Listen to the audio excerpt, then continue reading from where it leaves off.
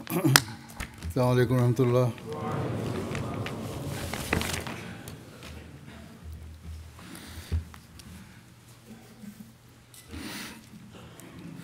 أشهد أن لا إله إلا الله وحده لا شريك له وأشهد أن محمدا عبده ورسوله أما بعد فأعوذ بالله من الشيطان الرجيم بسم الله الرحمن الرحيم الحمد لله رب العالمين الرحمن الرحيم مالك يوم الدين إياك نعبد وإياك نستعين اهدنا الصراط المستقيم صراط الذين أنعمت عليهم غير المغضوب عليهم ولا الضالين.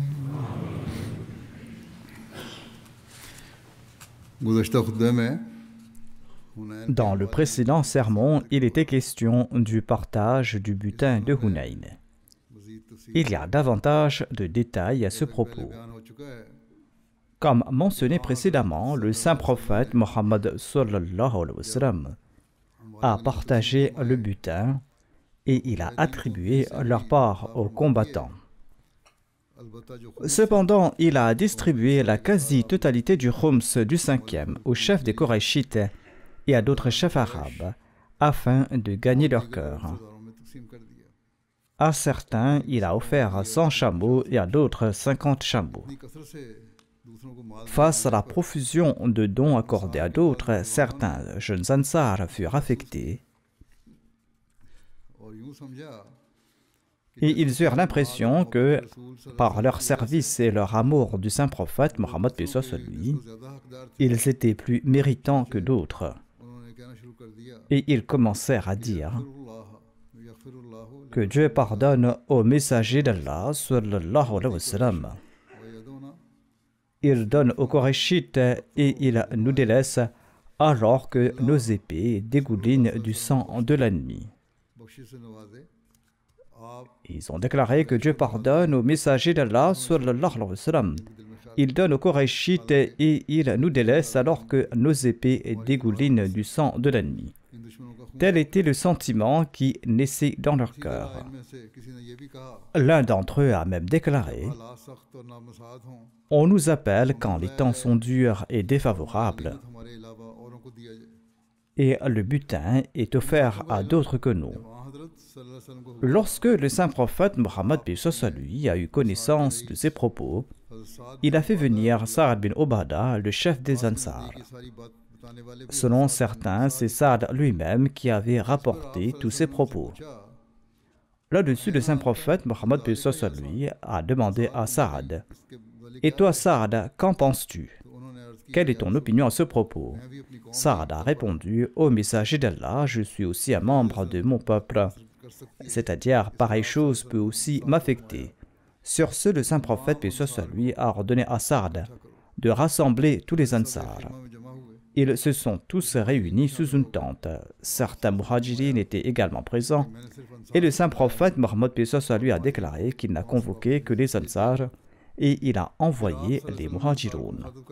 Ensuite, le saint prophète paix soit sur lui s'est adressé aux Ansar en disant au groupe d'Ansar « Quelle est la parole qui m'est parvenue de votre part ?»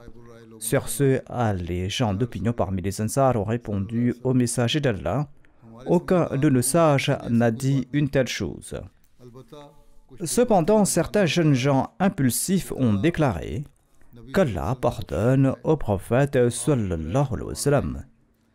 Il accorde des biens aux Korachites et nous sommes privés de ces dons, tandis que de nos épées dégouline le sang de l'ennemi. Le saint prophète Mohammed paix soit sur lui s'est adressé aux Ansar en mentionnant les faveurs et les bienfaits dont ils avaient bénéficié, et il leur a dit « Ô Ansar, ne vous ai-je pas trouvé égarés et Allah vous a guidé par moi.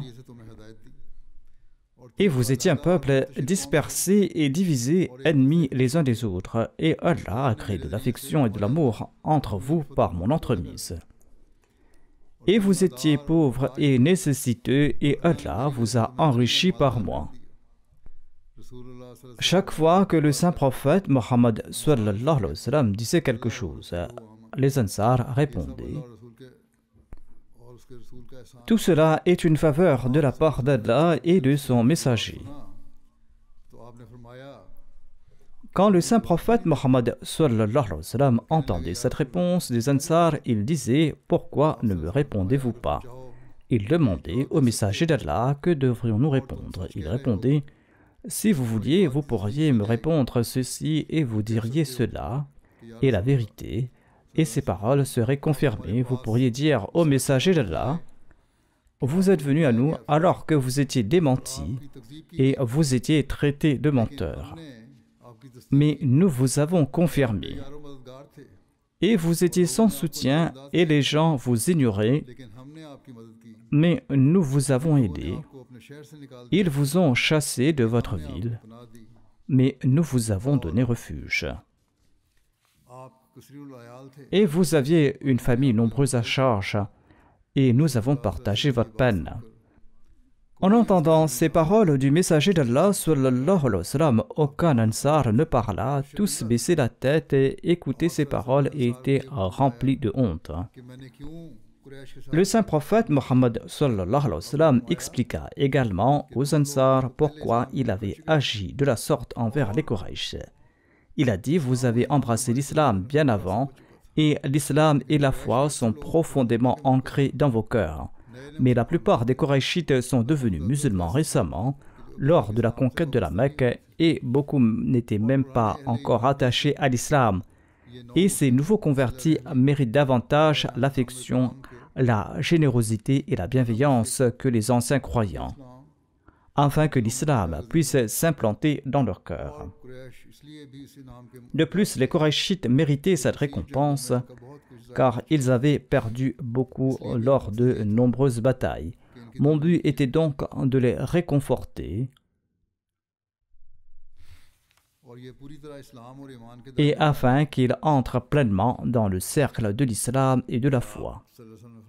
Ensuite, le saint prophète, paix soit sur lui, a déclaré: est-ce que vous ne préférez pas que les gens entrent chez eux avec des moutons et des chameaux, tandis que vous rentrez chez vous avec le messager d'Allah?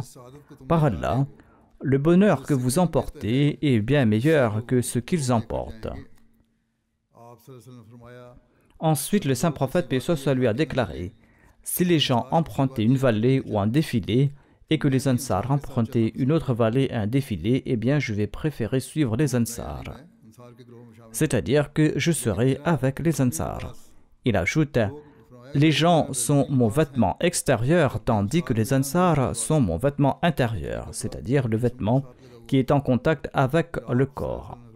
Ensuite, le saint prophète, paix soit sur lui, a déclaré: ô Ansar, après moi, vous verrez les autres privilégiés par rapport à vous, mais soyez patients jusqu'à ce que vous me rencontriez au bassin d'Al-Kawthar. C'est-à-dire que la rencontre aura lieu le jour du jugement, mais vous n'obtiendrez pas le commandement.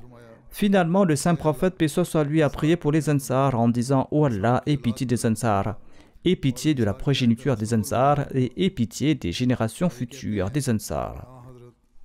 Le narrateur déclare que le saint prophète, paix soit sur lui, prononçait ce discours et les Ansar, quant à eux, pleuraient, au point que leur barbe était mouillée de leurs larmes, et ils ne cessaient de dire: Radina bi Rasulillahi qisman wa hadha, c'est-à-dire nous sommes de tout cœur satisfaits de la distribution du messager d'Allah et de notre part. Une parole prononcée par inadvertance peut avoir des conséquences d'une grande portée. Bien que certains jeunes Ansar aient exprimé leur désapprobation quant à la répartition effectuée par le messager d'Allah, sallallahu alayhi wa sallam, ce ne fut pas le cas de tous. Néanmoins, cela était si déplaisant aux yeux de Dieu et de son messager que les Ansar ont dû en supporter les conséquences pour l'éternité. En évoquant cet incident, Hadrat Muslim Maud relate que, après la conquête de la Mecque par le saint prophète, paix soit lui, les gens de la Mecque sont venus le voir et leur regard était toujours tourné vers le monde en raison du fait qu'ils n'avaient pas compris à la foi complètement. Par la suite, lors d'une bataille, les biens furent acquis par les musulmans et le saint prophète, paix soit lui, distribua ces biens à ces personnes. Un jeune Ansar a déclaré dans une assemblée que nos épées ruissellent du sang de l'ennemi et le saint prophète, paix soit lui, est en train d'offrir ses biens à ses proches. Quand le saint prophète, paix soit lui, sut à ce propos, il convoqua les notables parmi les Ansar et il leur a demandé si ces paroles avaient été prononcées. Les Ansar se sont mis à pleurer en disant que c'était un ignorant qui avait prononcé de telles paroles. L'envoyé d'Allah a déclaré non. Ou Ansar, vous pourriez dire que nous avons donné refuge à Mohammed quand personne ne lui en offrait et que les habitants de sa ville l'avaient chassé. Puis nous lui avons assuré l'honneur et la victoire et il a distribué ses biens à ses proches. Sur ce, les Ansar ont poussé des cris et ils ont déclaré au messager d'Allah: nous ne disons pas de telles paroles.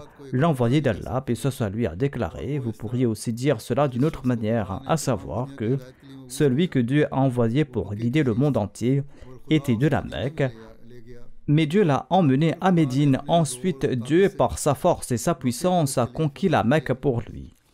À ce moment-là, les habitants de la Mecque pensaient que leurs biens leur seraient restitués, mais les habitants de la Mecque ont emmené des moutons et des chèvres, et les habitants de Médine ont pris avec eux le messager d'Allah dans leur ville. Certes, ces paroles sont sorties de la bouche d'un ignorant, mais en raison de cela, vous n'aurez pas le pouvoir en ce monde. Votre récompense pour vos services, vous ne la recevrez qu'au bassin d'Al-Kawthar. Le Muslim Maud déclare que l'histoire nous enseigne que 13 siècles se sont écoulés et le 14e siècle est en train de s'écouler. Pendant cette période, chaque peuple est devenu roi grâce à l'islam, mais aucun Ansar n'a pu devenir roi. Ainsi, parfois, la parole d'une seule personne peut causer du tort à toute une nation. Hazrat Muslim Maud a relaté cet événement dans un de ses sermons et il a prodigué des conseils à la communauté en ce sens. Et cela est tout aussi important pour nous aujourd'hui comme cela c'était à l'époque. Il a déclaré que ceux qui font des sacrifices dans l'espoir d'obtenir une fonction ou des richesses, eh bien, qu'ils ne répondent surtout pas à mon appel, dit le Muslim Maud. C'est-à-dire qu'ils ne répondent pas à l'appel du calife de l'époque. Que ceux qui font des sacrifices pour Dieu se présentent, car je suis moi-même un homme faible et malade, et je ne peux pas supporter la dette de personne. Je ne demande donc rien pour moi-même, que celui qui offre pour Dieu en offre, et que Dieu le récompense. Il faut s'en remettre à Dieu.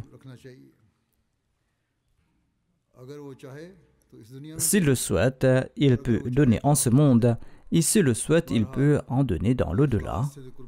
En tout cas, le sacrifice de celui qui sacrifie avec sincérité n'est pas vain. Personne ne peut rendre vain le sacrifice du croyant. Ainsi, ceux qui offrent des sacrifices sont ceux qui gardent Dieu à l'esprit et pas le monde.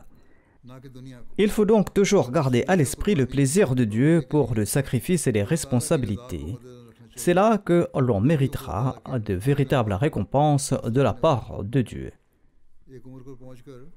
En atteignant un certain âge, les membres de la Jamaat peuvent aussi avoir l'impression d'avoir tant d'expérience, d'avoir tant travaillé, et que l'on doit en être récompensé, et cela n'arrive pas. Qu'ils réfléchissent, veulent-ils la récompense du monde ou les récompenses d'Allah? L'Ijtima de l'Ansarullah débute également aujourd'hui. À cet âge, on peut avoir de telles pensées lorsqu'on a acquis de l'expérience.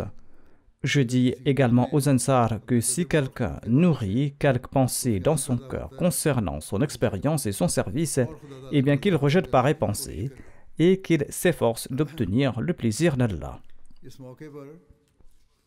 On rapporte également l'impatience de certains Arabes bédouins à cette occasion. Lors de la distribution du butin, certains bédouins se sont rassemblés autour du saint prophète Mohammed paix soit lui et ont commencé à réclamer une part du butin.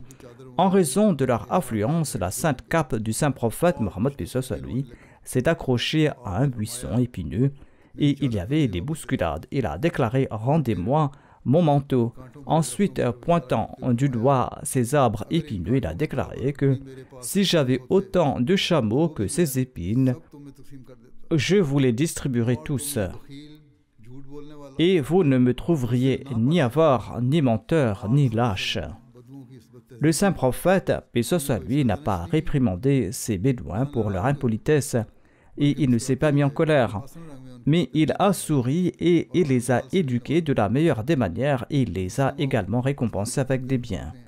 Hadrat Muslim Maud mentionne cela et déclare que, après s'être libéré de ces batailles, les biens collectés à partir de ses ennemis vaincus et ses objets abandonnés sur le champ de bataille devaient, comme d'habitude, être distribués par le messager d'Allah, paix soit lui, dans l'armée islamique. Mais à cette occasion, au lieu de distribuer ces biens aux musulmans, il les a distribués aux habitants de la Mecque et de ses environs. La foi ne s'était pas encore implantée dans le cœur de ces gens, beaucoup d'entre eux étaient encore des mécréants, et ceux qui s'étaient convertis étaient en fait des nouveaux convertis. C'était une chose totalement nouvelle pour eux qu'une nation partage ses biens avec d'autres. Au lieu d'inspirer la bonté et la piété dans le cœur, cette distribution de biens a augmenté davantage leur avidité. Et ils se sont rassemblés autour du saint prophète, paix soit lui. Ils ont commencé à le presser avec d'autres exigences, au point de le pousser jusqu'à un arbre. Un homme a même saisi son manteau qui était sur son épaule et a commencé à le tordre si fort qu'il a failli étouffer le saint prophète, paix soit lui. Le saint prophète a déclaré aux gens, si j'avais quelque chose de plus, je vous le donnerai aussi, et vous ne me trouverez jamais ni avare ni lâche. Ensuite, il s'est approché de sa chamelle, il a pris un poil et l'a soulevé, il a déclaré aux gens, je n'ai pas besoin de vos biens, même pas de la valeur de ce poil, à l'exception du 5e qui revient au gouvernement selon la loi arabe. Et ce 5e, je ne le dépense pas pour moi-même, mais il est dépensé pour vous, pour vos propres affaires. Et souvenez-vous, l'homme malhonnête sera humilié devant Allah le jour du jugement en raison de sa malhonnêteté. Les gens disent que Mohammed sallallahu alayhi wa sallam, le prophète d'Allah, aspirait à la royauté. Mais les rois et le peuple avaient-ils de telles relations? Quelqu'un aurait-il le pouvoir de bousculer un roi de cette façon et de lui mettre un collier autour du cou pour l'étrangler? Qui peut montrer un tel exemple si ce n'est les messagers d'Allah? Mais malgré la distribution de toutes ces richesses aux pauvres de cette manière, il y avait encore des gens au cœur dur qui ne considéraient pas la distribution du saint prophète Mohammed paix soit lui comme une distribution équitable.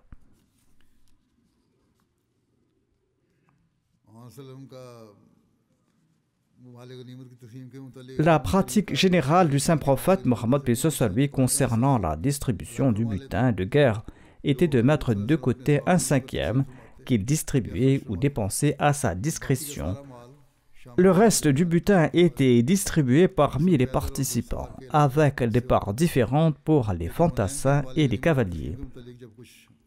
Cependant, concernant la distribution du butin de guerre de Hunayn, lorsque certains Ansar ont posé cette question ou cette objection, notamment que le saint prophète ne nous a rien donné, mais a donné aux autres, la question se pose.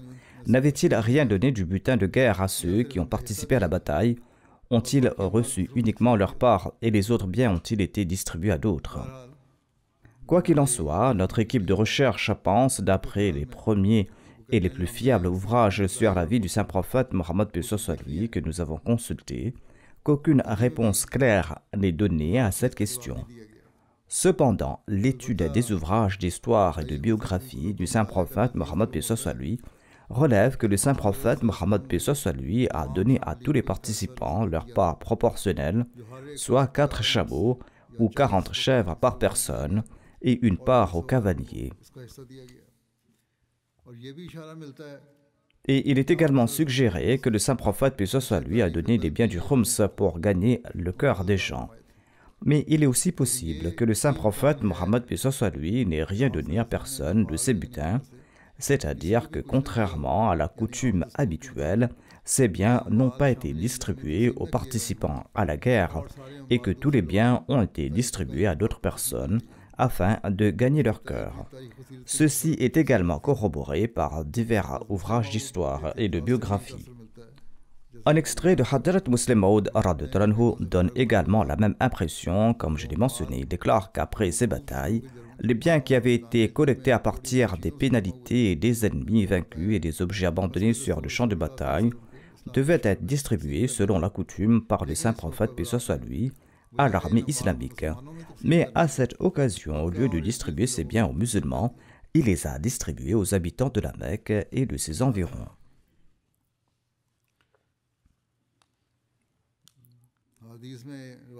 Un hadith rapporte qu'un bédouin s'est présenté au saint prophète Mohammed lui pendant la distribution du butin.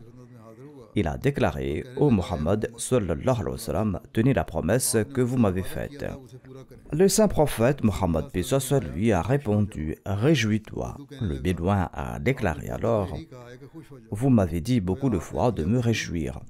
Vous ne m'avez rien donné, mais vous vous contentez de prononcer ces paroles. » Le saint prophète Mohammed lui fut très désagréablement touché par cet acte. Il détourna son visage béni de lui et, se tournant vers Abu Musa Ash'ari et Bilal, qui se tenaient là, il a déclaré: « Il a refusé d'accepter la bonne nouvelle. Alors vous, acceptez-la. » Lorsqu'ils entendirent cela, ils répondirent immédiatement au messager d'Allah: « Nous acceptons cela. » Après cela, le saint prophète, paix soit lui, a demandé qu'on lui apporte un récipient d'eau. Il se lava les mains et le visage. Ensuite, il a offert cette eau restante à Abu Musa et Bilal en disant: « Buvez cette eau et versez-la aussi sur vos visages et sur vos poitrines et soyez heureux. » Ils ont donc pris le récipient et ils ont suivi les consignes du saint prophète Mohammed, paix soit lui. Ici apparaît aussi une scène étonnante et digne d'envie qui illustre la sincérité des épouses du saint prophète Mohammed, paix soit lui, ainsi que la bénédiction tirée de sa noble personne. Il est écrit que dans une tente proche se trouvait également la mère des croyants, Salma. On comprend que tout cet événement s'était déroulé non loin de la tente Salma. Derrière le voile, elle leur a demandé de réserver aussi un peu d'eau pour elle, c'est-à-dire pour leur mère. Ainsi, ces deux compagnons présents, Bilal et Hadrat Abu Musa, ont mis de côté un peu d'eau dans le récipient pour Salma. On raconte qu'un homme s'est présenté au saint prophète Mohammed, paix soit lui. Il a vu un immense troupeau de chèvres dans une vallée entre deux montagnes. Il a demandé au saint prophète Mohammed, paix soit lui, de lui offrir ce troupeau. Sans hésitation, le saint prophète, paix soit lui, le lui donna. L'homme emmena le troupeau à son peuple et dit: « Aux gens, croyez en Mohammed sallallahu alayhi wa sallam. Il donne tellement qu'il n'y a aucune crainte de pauvreté et de famine. » Les biographes ont écrit que cet événement s'est produit à cette occasion. Il s'agit d'un récit tiré des hadiths. En tout cas, il y a d'autres événements que je relaterai ultérieurement, Inch'Allah. Pour l'instant, je voudrais évoquer quelques défunts. Après la prière du vendredi, je dirigerai également la prière funéraire. La première personne dont je vais parler est l'honorable Fahimuddin Nasir Saheb, qui était missionnaire de la communauté en Roumanie. Il est décédé ces derniers jours à l'âge de 52 ans. Inna lillahi wa inna ilayhi raji'un. Par la grâce d'Allah, il était moussi. L'Ahmadiyya a été introduit dans leur famille à travers son arrière-grand-père Hazrat Mirza Alamdin Saheb, qui a eu l'honneur de prêter allégeance au Messie premier salam par le biais d'une lettre. Nour Mohammed Saheb, l'imam de la mosquée du village Lodi Nangar, tout près de Qadian, est revenu après avoir prêté allégeance au Messie premier salam. De retour à son village, il annonça que l'imam Mehdi est venu et qu'il était véridique qu'il fallait l'accepter. Parmi ceux qui ont prêté allégeance par lettre, il y avait Mirza Alamdin. Fahimuddin Nasir a obtenu son diplôme de la Jamia en juin 1996. Ensuite, il a été affecté à divers postes au Pakistan. Il s'est également spécialisé dans l'exégèse du Saint-Coran. En 2006, il a été envoyé en Roumanie, où il a servi jusqu'à son décès. Son épouse Nasira Fahim Sahiba relate ceci. Le défunt était un mari exemplaire. Il était capable de comprendre mes sentiments et mes émotions avant même que je ne les exprime. C'était un père très attentionné. Parmi les aspects marquants de sa vie, on peut citer un lien fort avec Dieu, sa confiance en Dieu, ses actes d'adoration, sa prière, sa patience, son courage, sa sagesse, sa tolérance, son enthousiasme et sa passion pour servir la religion, et la conscience de l'accomplissement de ses devoirs et l'achèvement de chaque tâche dans les délais impartis. Il avait un lien profond d'amour et de sincérité avec le califat. Avant chaque tâche personnelle ou communautaire, il écrivait au calife de l'époque et demandait ses conseils. Il éduquait toujours les membres de la Jamaat et ses enfants par son propre exemple. Sa façon d'expliquer était très bonne. Il avait l'habitude d'accomplir ses prières à l'heure, d'accomplir la prière de Tahajjud et des prières surrogatoires. Même dans la gravité de sa maladie, son attention restait toujours tournée vers l'accomplissement des prières. Et vers la fin, quand sa maladie s'est aggravée, il avait un cancer, il avait du mal à parler, et il a fait signe d'apporter un cahier et a écrit que l'adoration et la prière devant Dieu et se prosterner à son seuil dans chaque difficulté et problème. Ceci est mon conseil. Voilà ce qu'il a conseillé à son épouse et à ses enfants. Peu importe la situation, vous ne devez pas abandonner la porte d'Allah. Il suffit de demander à Dieu d'établir une relation vivante avec lui et Dieu ne va pas vous abandonner. Vous devez vous lier d'amitié avec lui.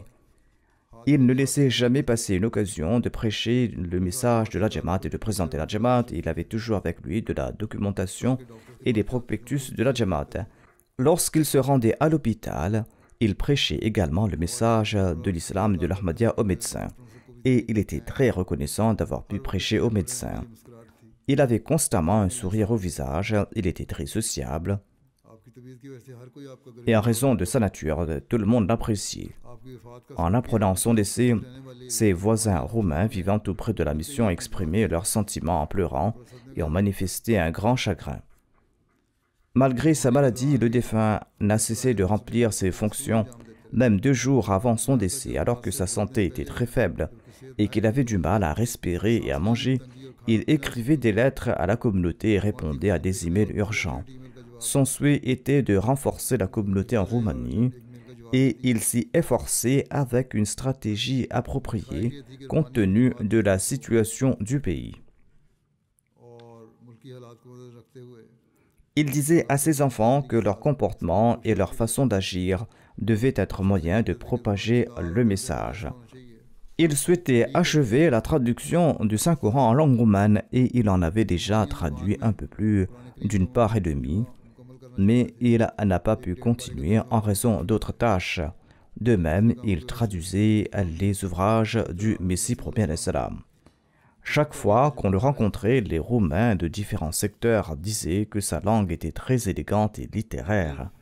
Sa langue était comme celle des professeurs d'université. Les habitants disaient qu'ils n'avaient jamais vu un non-roumain parler une langue aussi belle et raffinée. Sa langue était vraiment excellente. Safia Begum Sahiba, la mère du défunt, dit que ses 2 grands-parents maternels étaient tous 2 des compagnons du Messie premier al-Salam. Elle a également commenté que le Morabbi Saheb était une personne très morale et tout le monde en faisait mention. Dieu l'avait doté d'une très grande gentillesse, d'une grande patience et d'une grande passion pour les œuvres religieuses. Elle ajoute également qu'il était un fils très obéissant. Avant sa naissance, son père avait rêvé qu'il tenait un enfant dans les bras et qu'il voyait une lune et une étoile sur son front. Elle dit que lorsqu'il est devenu missionnaire et Morabbi, ils ont compris qu'il brillerait un jour, si Dieu le veut. Le défunt s'était rendu donc en Roumanie en 2006. Il a servi comme le premier missionnaire en Roumanie. Il a appris la langue roumaine et l'a très bien maîtrisée. Il a obtenu son diplôme et il a fait un grand travail pour la communauté. Il l'a fait enregistrer là-bas et il a établi une mission là-bas. Il ne se reposait pas tant que le travail de la journée n'était pas terminé. Son frère Rafiuddin relate qu'après le collège, le défunt s'est enrôlé de son propre chef à la Jamia sans que personne ne le lui demande et il a ensuite rempli son vœu de waqf d'une manière très admirable et de manière authentique. Le défunt ne prenait jamais de congé ni de vacances, sauf une fois, dit-on, suite au décès de sa sœur cadette. Son fils Mirza Labid relate qu'il a rencontré des difficultés suite à son admission à la faculté de médecine. Il déclare « J'étais inquiet de savoir si j'allais terminer mes études ou non. Mon père m'appelait tous les jours pour m'encourager et me recommandait de réciter le Darud Sharif et d'accomplir la prière de Tahajjud et de faire des invocations. Il me conseillait de travailler dur et c'est ainsi qu'il m'a beaucoup encouragé. » Son autre fils, Danish, relate ceci. « Chaque personne qu'il a rencontrée a pleuré en apprenant sa mort et dit qu'il était un homme très bon et pieux. Et il était extrêmement affectueux. » Le missionnaire de Lettonie relate que le défunt était très travailleur, courtois, il possédait une bonne humeur. Son humilité, sa modestie et sa simplicité rendaient chaque personne admiratrice. Il avait une chaleur particulière dans sa nature, il avait toujours le sourire au visage. Les étudiants d'autres pays séjournaient en Roumanie pour leurs études, et le défunt était très affectueux et aimable envers ses étudiants. Taswir Javed, qui était un étudiant en médecine et qui est devenu plus tard médecin, relate que le défunt voyageait pendant des heures en train ou en bus pour la formation spirituelle des étudiants en se rendant dans les universités et les collèges où étudiaient les Ahmadis. Il se souciait beaucoup de préserver l'argent de la communauté à tel point qu'il ramassait des cartons et diverses choses pour fabriquer lui-même un pupitre afin d'économiser l'argent de la Jamaat. Même gravement malade, il n'a cessé d'accomplir ses prières jusqu'à ses derniers instants, malgré la grande difficulté. Il était un homme très simple et humble. Il a tenté de nous enseigner ainsi qu'aux autres enfants l'honnêteté et l'humilité. M. Shams de la Roumanie relate que les examens étaient très difficiles. Il déclare que je doutais de pouvoir les réussir. Le défunt missionnaire me rassurait en me disant de ne pas m'inquiéter. Une semaine avant l'examen, m'a-t-il dit, je vais t'expliquer des points qui te permettront de réussir si Dieu le veut. Et il m'a dit cela et cela m'a été bénéfique. Adil Adian est un nouveau converti de la Roumanie. Il relate, j'ai emmené le défunt à l'hôpital et le lendemain, il m'a demandé de l'aider pour une activité communautaire qui nécessitait de se rendre dans une ville voisine. Lorsque nous sommes rendus sur place, tout en discutant sur divers sujets en chemin, à un moment donné, le missionnaire, submergé par l'émotion, m'a dit que si jamais il lui arrivait quelque chose, il souhaitait être enterré ici en Roumanie, afin qu'on se souvienne qu'il avait vécu ici et qu'il avait apporté un changement positif ici.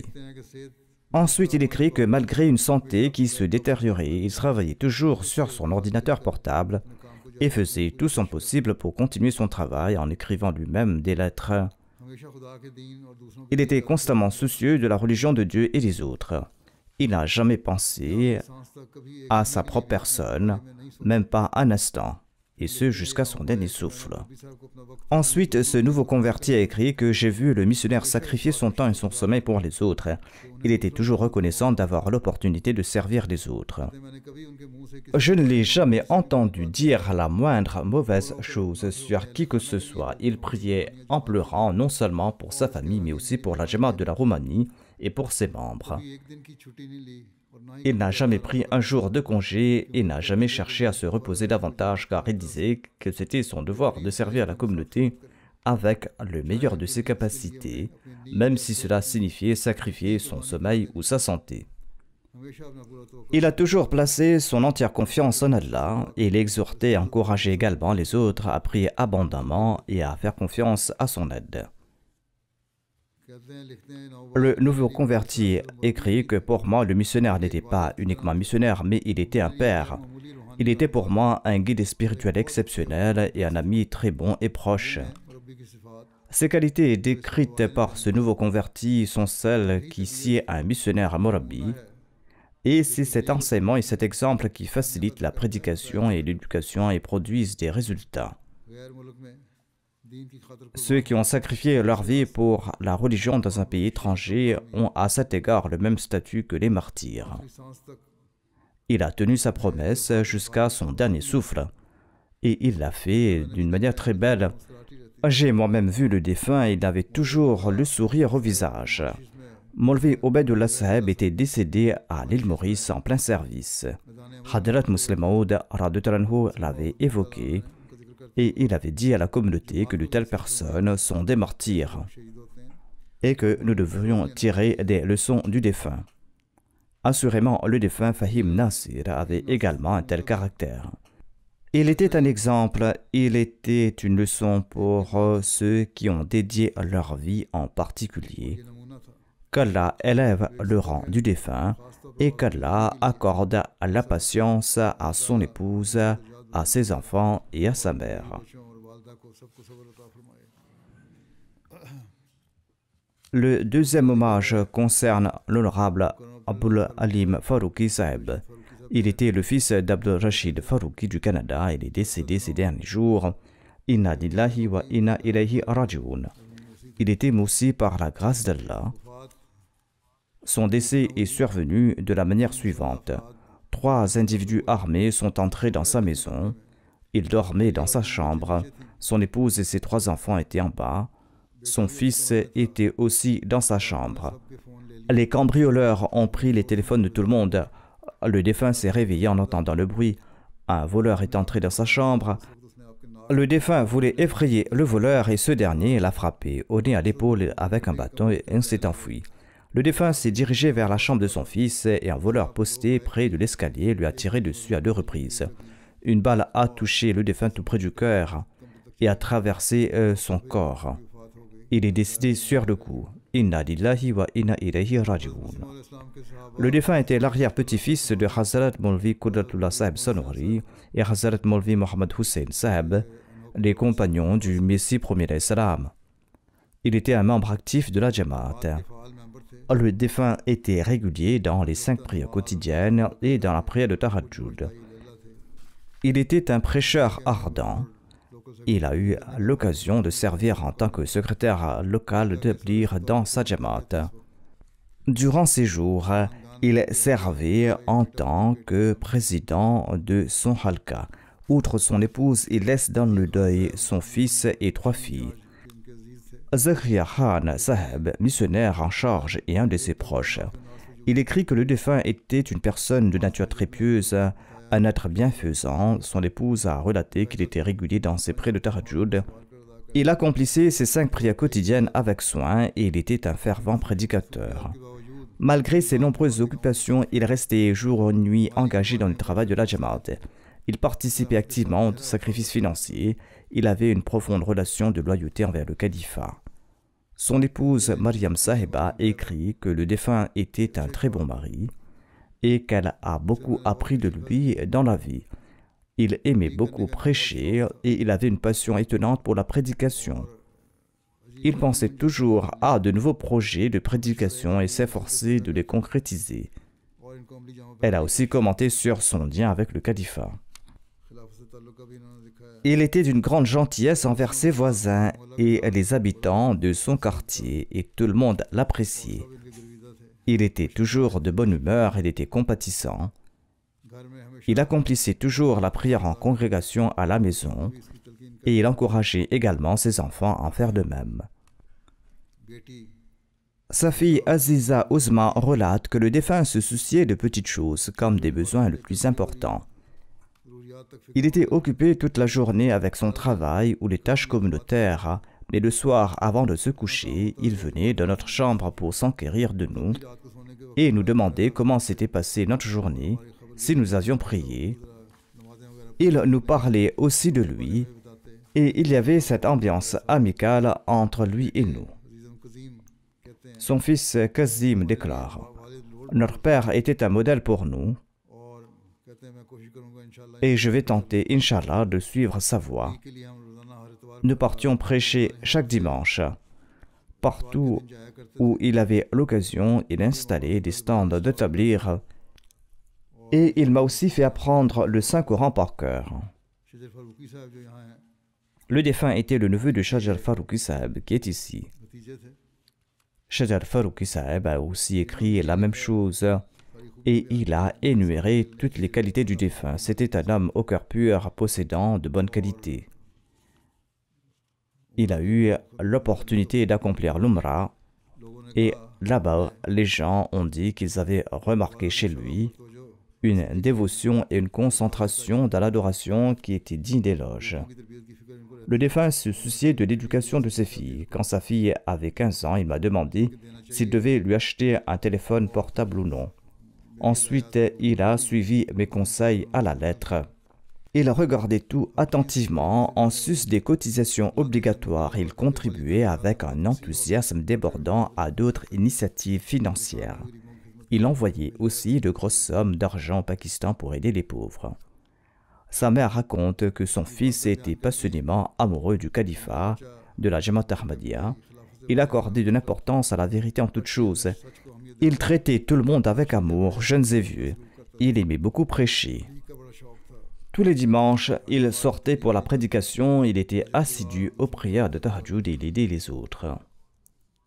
Et il aimait accomplir la prière en congrégation. Parfois, il m'appelait de son travail pour me dire d'attendre parce que je n'avais pas encore prié et qu'on allait prier ensemble. Qu'Allah lui accorde son pardon et sa miséricorde. Qu'il accorde de la patience à sa mère, sa femme et ses enfants et que ses enfants puissent suivre son bon exemple et être à la hauteur de ses aspirations.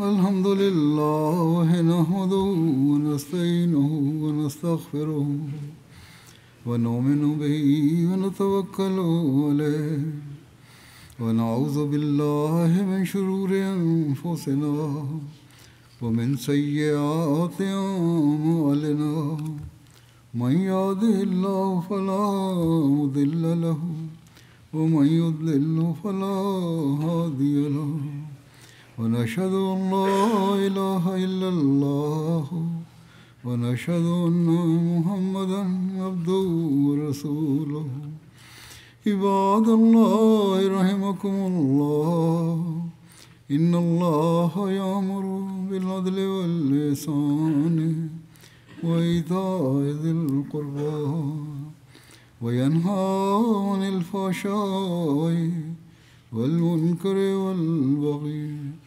يعظكم لعلكم تذكرون اذكروا الله يذكركم وادعوه يستجب لكم ولذكر الله أكبر